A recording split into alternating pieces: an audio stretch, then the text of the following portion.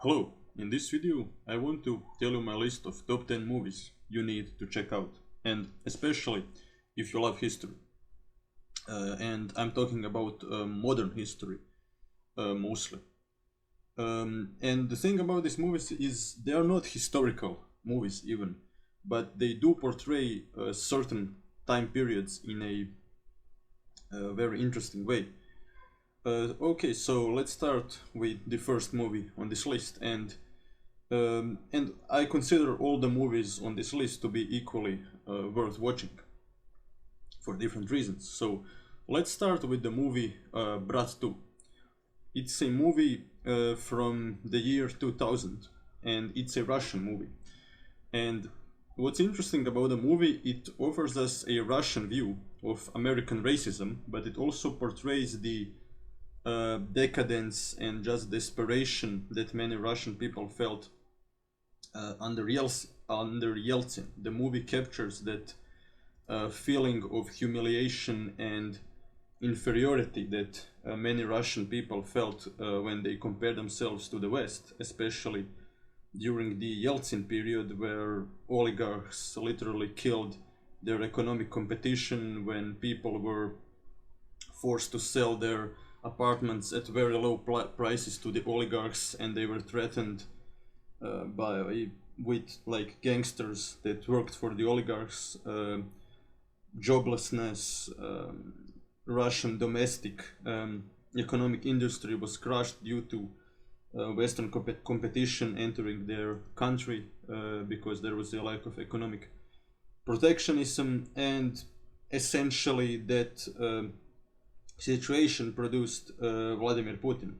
But the topic of this movie is not explicitly political. The movie is about a young Russian hitman sent on a mission to kill a rich guy in the United States. And what's also interesting, in his weird journey through the United States, he also comes to clash with the Ukrainian mafia. So this movie is essentially the Russians, American, and Ukrainian gangsters killing each other in the territory of the United States. And what's interesting about this movie is we are not sure whether the main protagonist, the hitman in this movie, actually captures the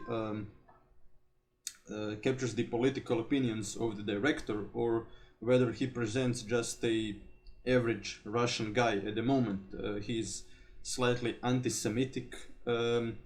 He probably sympathizes with this idea that Russia should become a great country once again, and the movie even ends with a patriotic message that he doesn't want to live in the United States, but he, after finishing his job, decides to return to Russia. And as I already said, the movie has a weird angle on racism in America, where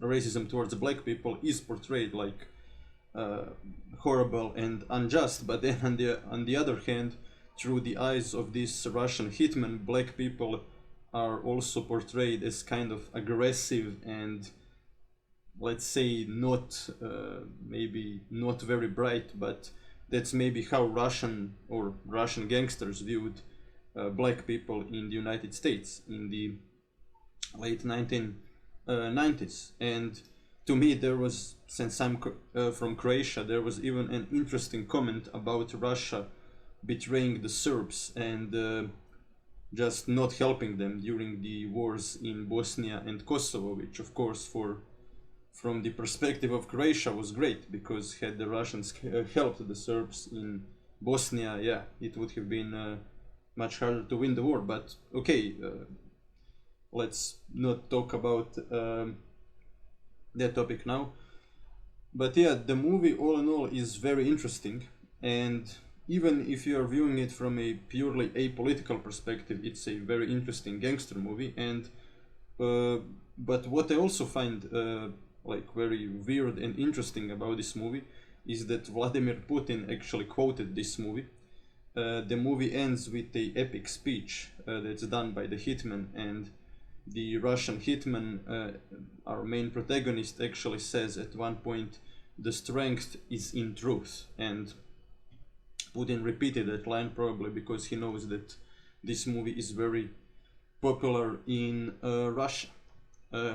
Okay, let's move on. The next movie is called Underground or Podzemlje by Emir Kusturica, and it's a really great movie.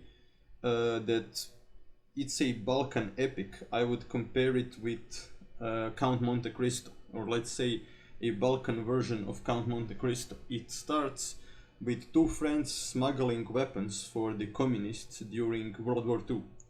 So they are gangsters, but they found themselves on this side of communism and anti-fascism, even by accident, and they are not the good guys, but since they are fighting the fascists, we support them and we empathize with them. And we can at least appreciate that while they are kind of jerks to other people, they are loyal to each other. Or at least they are loyal until a woman shows up. And Akira Kurosawa famously said that if you are writing a script and you want to get two men to fight each other, you just have to introduce a woman or a female character, and that's the easiest way to do it. And as already said, since this movie could be compared to Count Monte Cristo, let's just say it's a Balkan version of it, and the movie starts with World War II and ends with the Yugoslav wars in the 1990s. It ends with the Bosnian War. So the movie is a very long epic, but it is precisely that. It's an epic movie, and yeah, I won't spoil the movie. So check it out. It's called Underground or Podzemlje.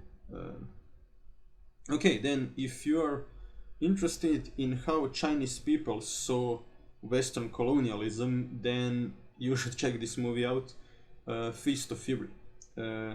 And there is even that epic scene where Bruce Lee is prohibited from entering a park because he's Chinese.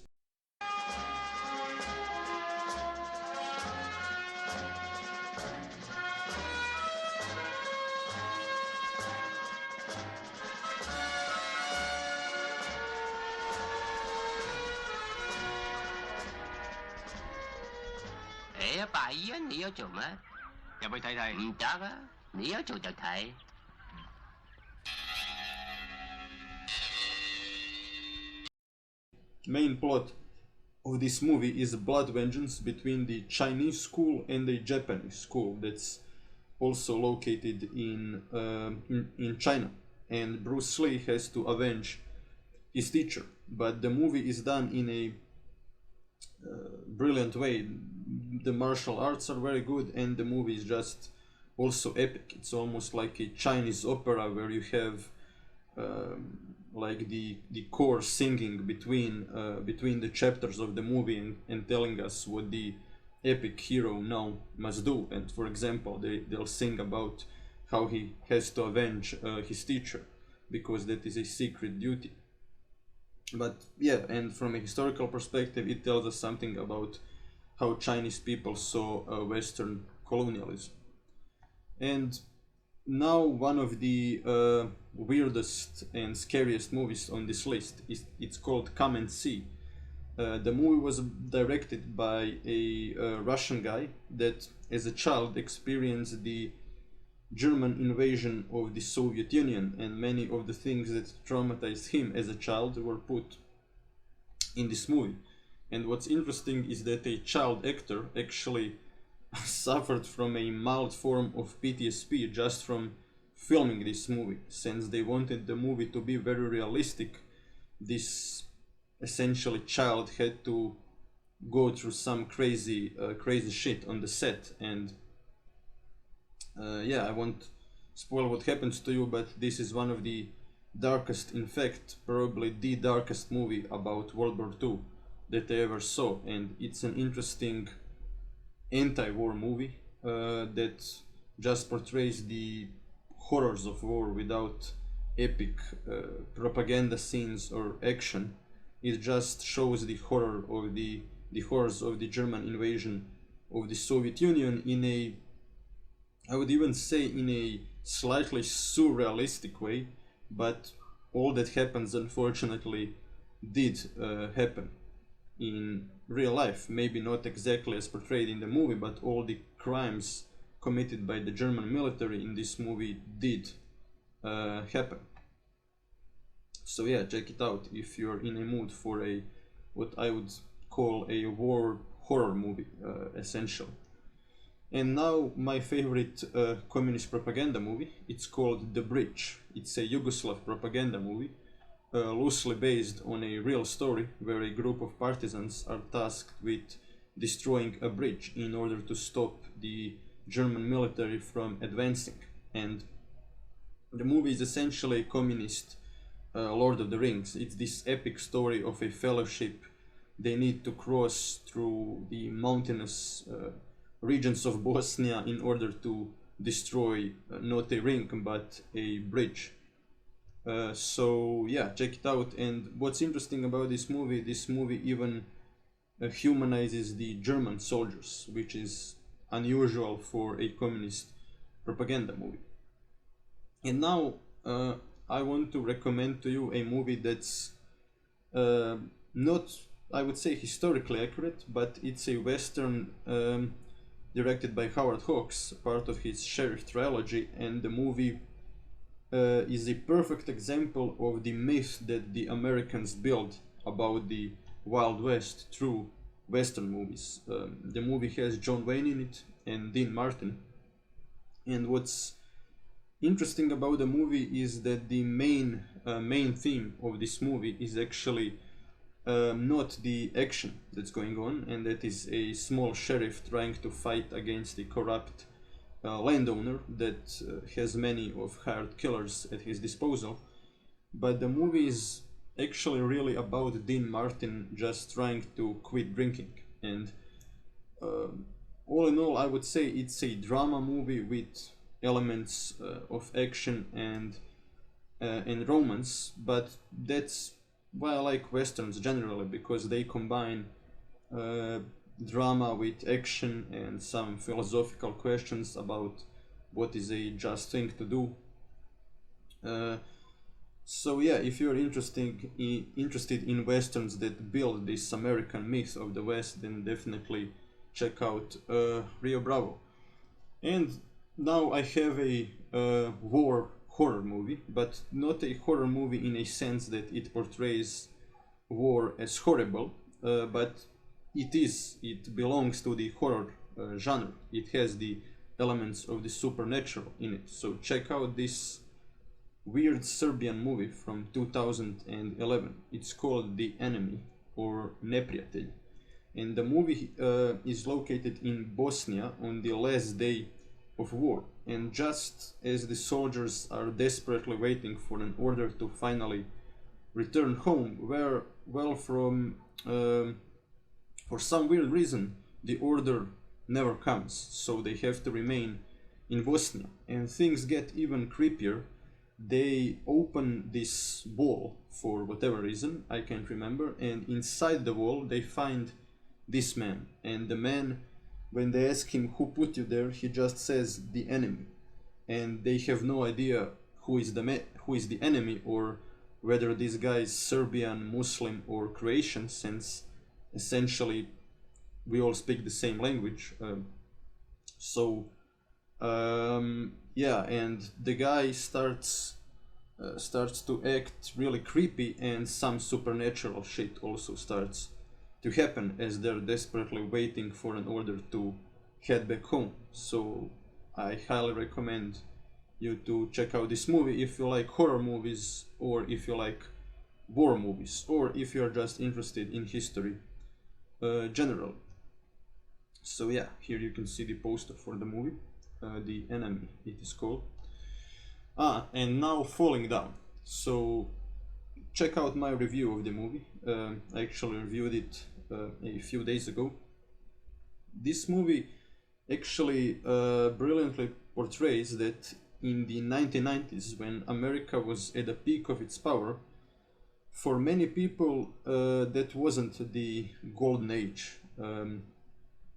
And ironically enough, as America was leaving the Cold War, many people that worked in the defense industry were fired, and many people found themselves jobless at the peak of American economic and military power. And this movie tells the story of a average guy, an average patriotic American called Bill Foster, that one day loses his job and his wife leaves him, and he's able to remain sane, although he has some mental problems already from before, like a lack of empathy, and he displays aggressive behavior even before bad stuff starts happening in his life. But he's able to hold all of that anger in until one day he enters a store and realizes that due to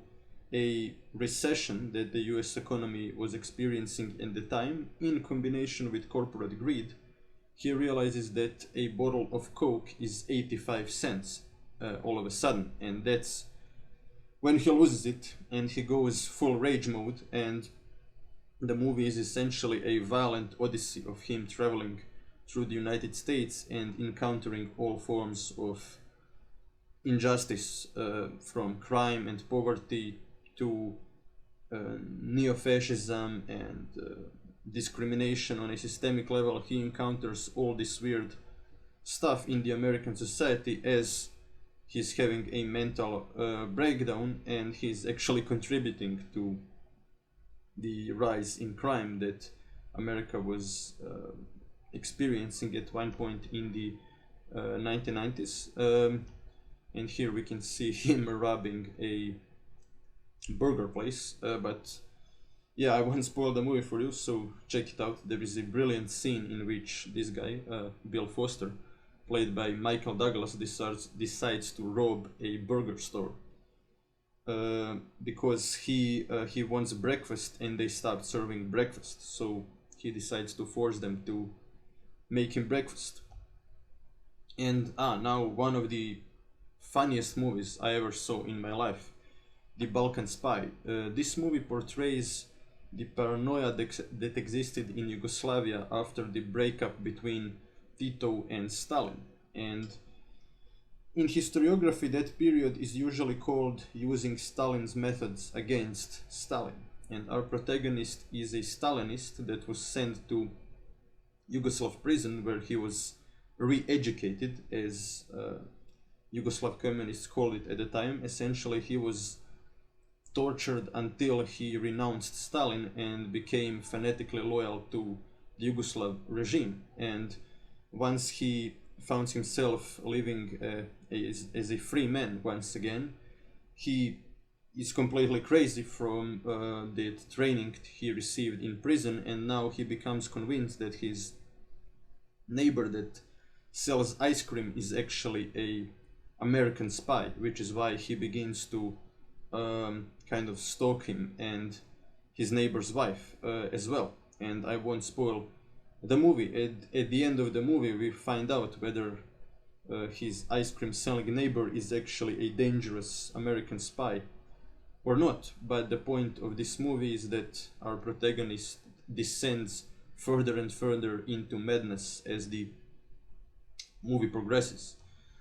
And finally, Lock, Stock and Two Smoking Barrels, in my opinion, brilliantly portrays the crime scene in Great Britain in the 1990s.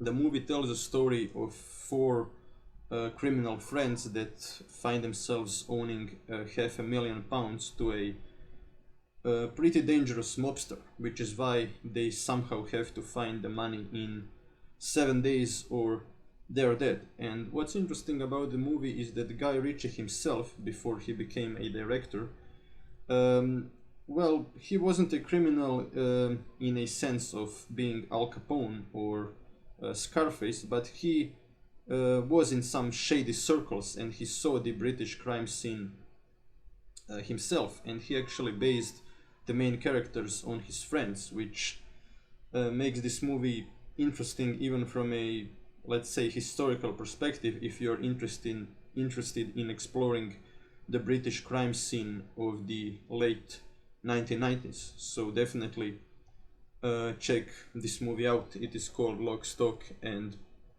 Two Smoking Barrels, and many compare him to Tarantino, but I would say that there are some important differences nonetheless. And that's all for this video. Don't forget to like and subscribe, and see you in the next video.